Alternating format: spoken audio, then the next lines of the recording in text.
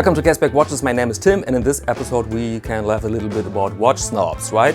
And we do this, we do this with Hamilton. Because I've bought two Hamilton, especially for this video, just to show you something really affordable or relatively affordable with good quality, with a good look, especially for people who are a little bit on a budget or people who have more than one watch maybe and they want something affordable just to have fun with it without caring so much about your watch, right? And so this is the topic for today, and I've picked not the well-known khaki line. We have heard so much about the khaki line. We've seen so many images and footage about khaki line watches from Hamilton. They are great, but today I want to present you something a little more special, I think, and this is the Viewmatic, Jazzmaster Viewmatic, and the Intramatic.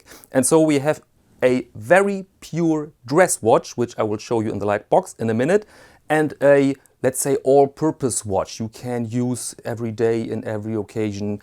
By the way, I'm wearing a Psycho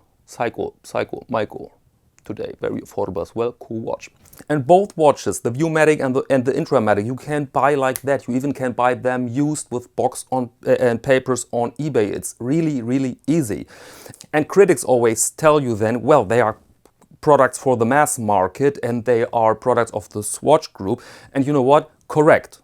Absolutely correct. But the Swatch Group has some knowledge. If the Swatch Group decides, well, Hamilton, you produce now a good entry-level watch with decent features, decent quality at a relatively affordable price, then Hamilton does it. And the second thing is people who think every watch under 3,000 US dollars or euros is a shitter. I mean, we all know that this is nonsense, right? We all know this is complete nonsense. I mean, if you want to show off or you plan serious investments in watches, then maybe this is the road to go. But if you just want to have fun with your wristwatch, then this is not the brightest way to go, I think. I'm afraid to tell you. No. Okay, now Lightbox, but before that little announcement, I'm planning the next Q&A video. And so if you have a question regarding watches, regarding style, regarding your life, then feel free, put it in the comments. I will read everything. I will choose then 12 or so questions and we'll discuss them in one of the next videos. So you could ask, for example, why I'm sweating so much right now. We have 33 Celsius here, degrees Celsius, 33. I think this is way over 19 Fahrenheit. And the question could be, for example, why does the guy buy so many watches and not an air conditioning system for his apartment? Okay, here we are. But first, let me ask you, who is your favorite watch snob? Your favorite watch snob? And you know what? Mine is not Archie Luxuries, not Paul. It's Eric Rivera from CRM Jewelers, now on its own channel. I think, what was the name? Watch Eric. Because Archie is somewhat repetitive and he tells you in every single video the word shitter. And Eric just cannot see shitter, I think. Maybe this is a genetic disposition that he cannot see watches under 5,000 US dollars. Maybe this is the trick. And I find this extremely entertaining. I tell you this without any irony. Okay, and now let's discuss our watches here. Here you see the Intramatic, and this is the Jazzmaster Viewmatic. Let's begin with a black dial here. Pure dress watch. I go over the basics and then I will tell you the strength of this watch and the flaw. So we're looking here at a case diameter of 38 millimeters. The height is only 10. It's great case form, as you can see, very slender. And the lug width is 20 and the overall length of the case is 44.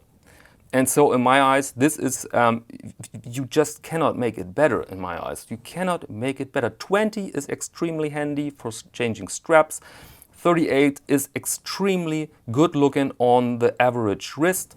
And the height 10 is just great. It's just great. It will slip over, under your shirt cuff. And of course, it's extremely comfortable to wear that watch here.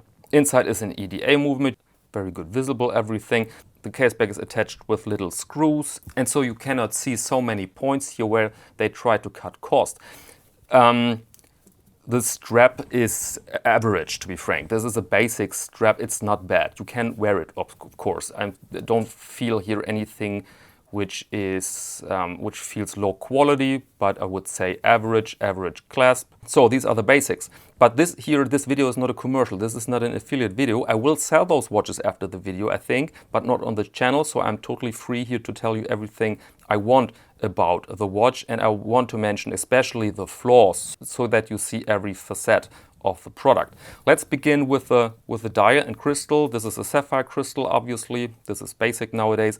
And what I like here on the dial is that the dial in a way shows balls. It's so crazy in a way that Hamilton just produces something like that, so reduced. You don't have minute indices here, you only have the 12 hours. You don't have lume, you only have those very pure hands. You have the beautiful printed logo and the name of the watch, and the absence of a second hand I think is very cool. This is really a statement that you don't care about seconds. And you have the date, and this is the first flaw in my eyes here. This is, I'm not so much against dates, this is not the problem, but they've chosen here a white date wheel, and this disturbs the overall blackish of the dial, I think.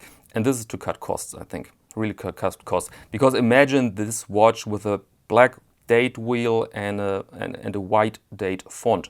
This would be, yeah, marvelous, would be way better, but I think it's more pricey. And the second downside here, to continue with downsides, then we're through with them, is the price. I think 775 euros is a little bit stiff for that watch. Used, you can buy this watch easy for 500 euros, 550 US dollars in that region. Very easy. In very good condition. This is used. I've bought this on eBay, very affordable with box and papers and everything, and so very easy to do. Those are the two downsides, I think. And the strength is the purity.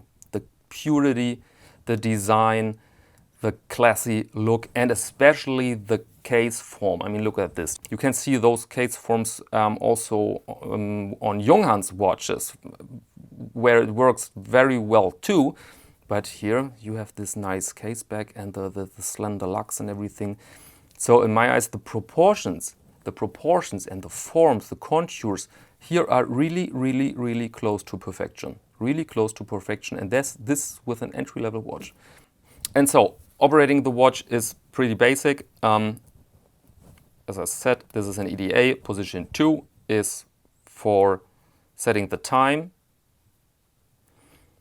As you can see, very, very easy. Let's see how the date changes.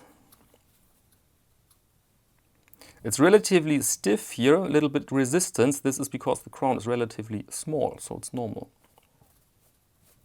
The bigger the crown, the easier to think. You think is to move the hands.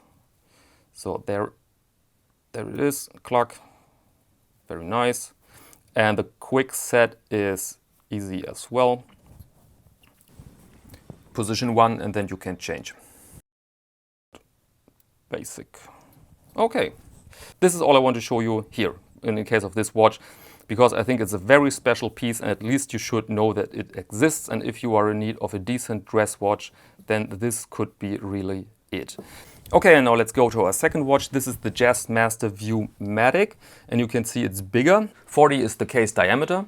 The height is 10.5 millimeters.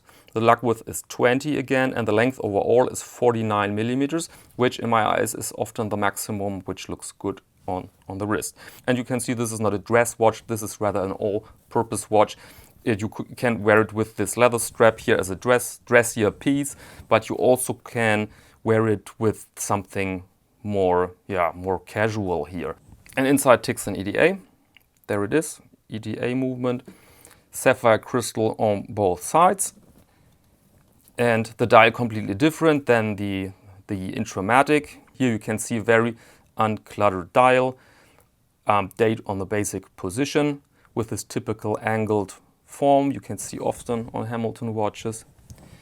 The length of the hands are perfect. This is one aspect, by the way, I like on both watches, that the length of the hands are absolutely well chosen. And here, of course, there's more going on. You have this nice texture on the dial, which I really like when they do those texture dials.